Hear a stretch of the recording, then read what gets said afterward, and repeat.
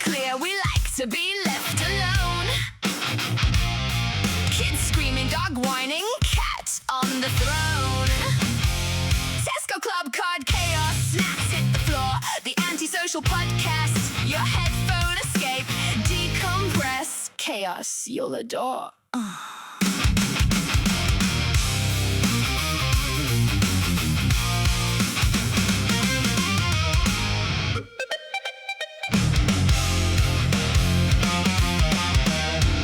Hello and welcome back, or welcome for the first time if you somehow ended up here while avoiding literally everyone else. Honestly, you're in the right place. This is Leave Me Alone, the Antisocial Podcast, episode 16, which feels a bit mad to say out loud because I genuinely didn't think this would go past a few episodes. But here we are, still going, still avoiding people, just now with a microphone involved. Before we get into anything, I just want to say a proper thank you because somehow this week we've hit 500 streams and downloads on Spotify.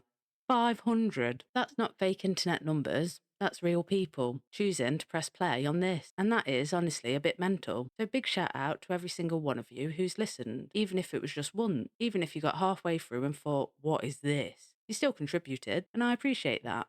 And it gets even weirder because I was looking at the stats, and yeah, about 55% of you are in the UK, which makes sense, feels right, local antisocial behaviour. But then 30% of you are in the USA. 30%, which I can't fully process because that means there are people in completely different countries, different time zones, different snacks, listening to this, choosing this, all over other options they've got. And that's, I don't know, that's mad in a good way, but still mad. So yeah, wherever you're listening from the UK, the USA, anywhere else quietly lurking, thank you, genuinely. And also shout out to the 37 of you following on Spotify. Honestly, thank you, because 37 might not sound like a big number to anyone else, but to me, that's 37 real people choosing to come back, choosing to sit in this little antisocial space with me. And genuinely, again, I appreciate that. You lot get it as well, which makes it better. You're not here for loud energy or forced interaction. You're here because you also hear a knock at the door and immediately go into hiding mode. You understand the silence, the pretending you're not in, even when you very clearly are. Lights on, TV on, living your life, but the second the doorbell goes, you disappear. And also, quick apology for last week's episode. It was a bit all over the place. No real structure, no clear direction, just vibes and confusion. But listen, I'm new to this. We're figuring it out together. Some weeks will be organised. Some weeks will feel like I've just pressed record and hoped for the best. And honestly, that might just be the brand for now. So if you came back after that, I appreciate you even more. That's commitment. If you're new here, this is basically a safe space for people who don't always feel like dealing with the outside world. The kind of people who sit in the car for an extra 5 minutes just to enjoy the quiet, who avoid small talk like it's a skill, who hear unexpected noises and immediately feel stressed for no reason. I'm your host. I'm a fully grown adult, technically, with responsibilities, a child, bills, all the things that suggest I have my life together. And yet, I'm still not emotionally prepared for unexpected noises, doorbells, knocks. Even the post sometimes comes through a bit aggressively, and I'm like, relax, it's just a letter. And that leads us perfectly into today's episode, because this week, everything has just been loud, unnecessarily loud, like life has just removed the quiet setting completely, because I've had a delivery driver moving like a ninja, black pack chaos in my own home, a toddler injury that somehow became a full day emotional event, and an ice cream van that I'm convinced is targeting me personally. So let's start with Sunday, Rugby Tots, which if you've listened before, you already know the situation. I've spoken about it. On paper, it sounds great.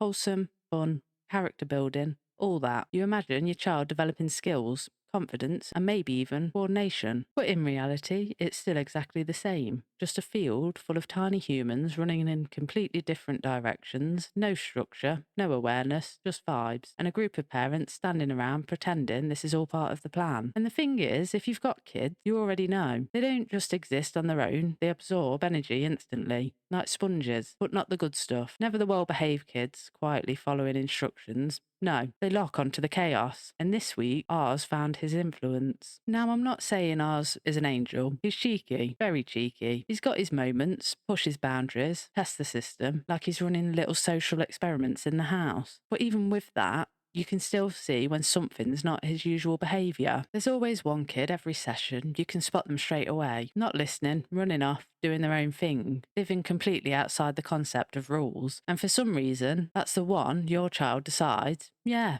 that's my guy. So instead of playing, doing literally anything the session is meant for, our little one just took on that energy, didn't really join in, didn't follow instructions, running about ignoring everything, fully committed to the performance. And you're just standing there thinking, this isn't even you. Because 9 times out of 10, the tiny human does get involved. It was like he'd been influenced, peer pressured at 2 years old. No conversation, no build-up, just saw another kid moving mad and thought, yeah, I'll have some of that. And there's nothing you can do, because you can't exactly pull him aside and go, listen, I don't like who you're becoming around him. It's not that deep, but also it kind of is. And then session finally finishes. We're walking back to the car and I'm thinking we've survived it. No major incidents. We've done all right. And of course, that's when it happens. He falls, scrapes his knee on the gravel. Not even a dramatic fall. No obstacle, just down, tiny scrape. And that's it. But from that exact moment, the injury becomes his entire personality. Everything stops. He's no longer the kid running around causing chaos. No, he's the victim. And the reaction? Unreal. You'd think he'd just come back from war.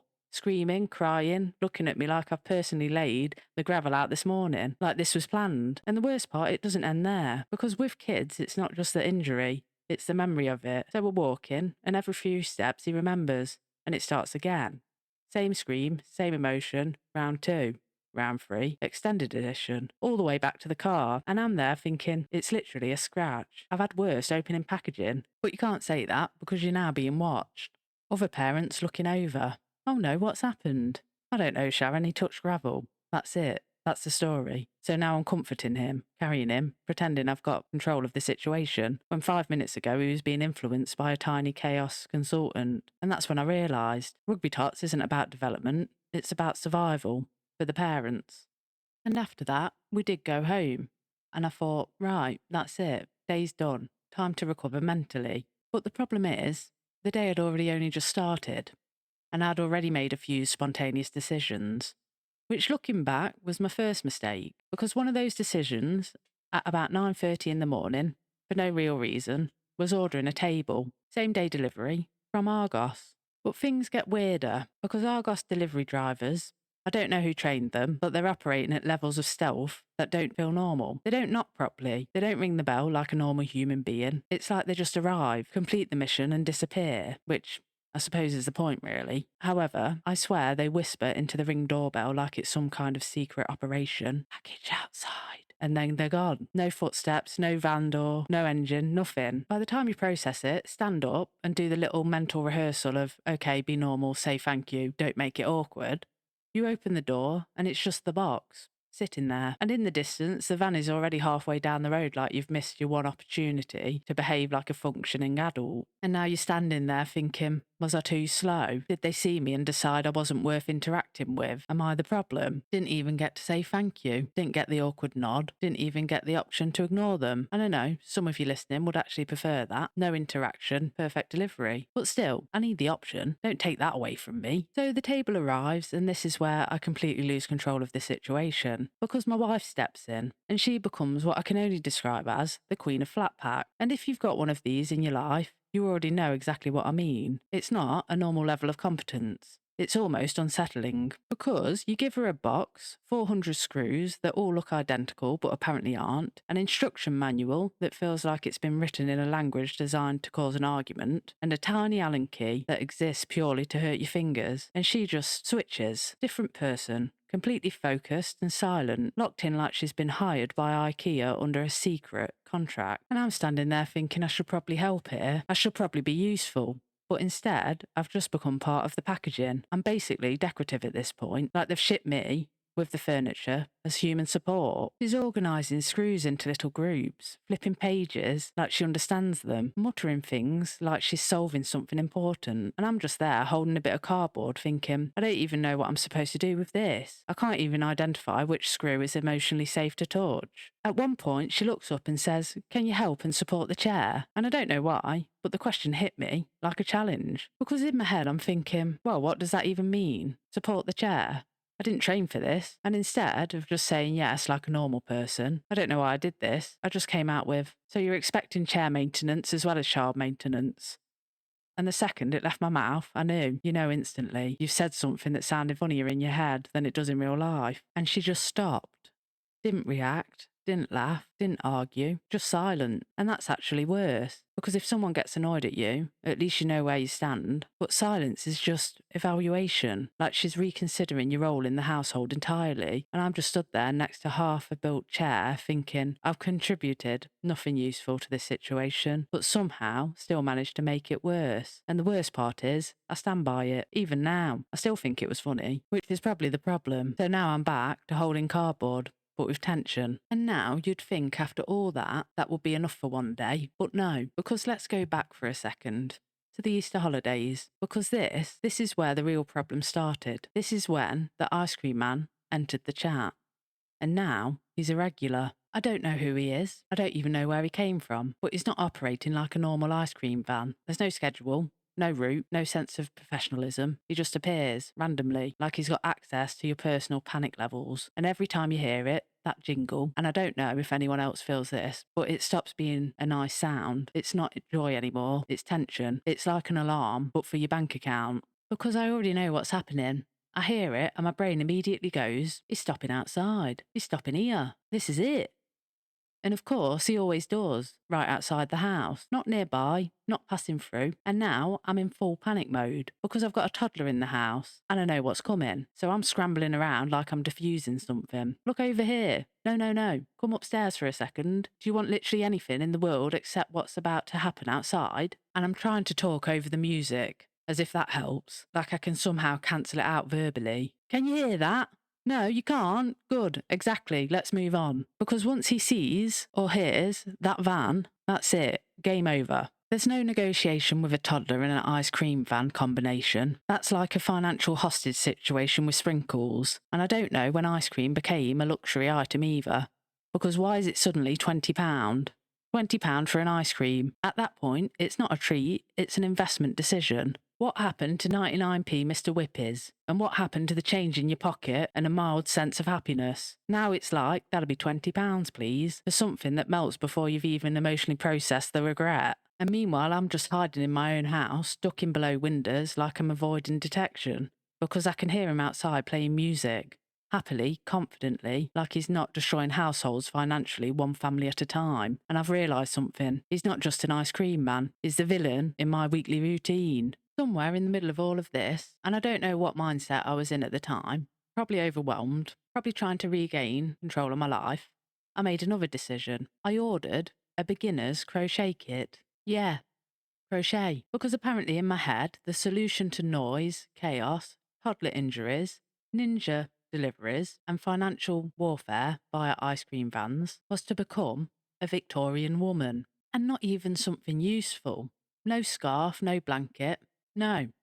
I've ordered a kit to make succulent plants, fake ones, out of wool. So now, instead of just buying a plant like a normal person, I've decided I'm going to build one, slowly, with a tiny hook, like I've got time to be crafting foliage. And when it arrives, I'll open it and I'll immediately realise I've made a mistake, because I can't even build flat pack furniture, let alone decode a crochet instruction manual. But when it arrives, I'll let you know how that goes.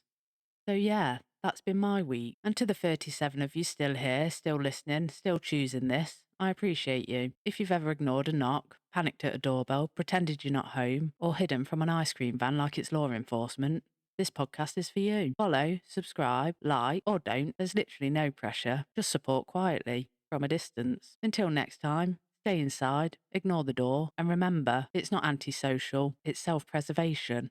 That's a wrap. You've had your fix. The Antisocial Podcast. Catch the next mix. Stay chill, stay weird, and out of the crowd. We'll be back soon, talking loud. Well, kinda loud.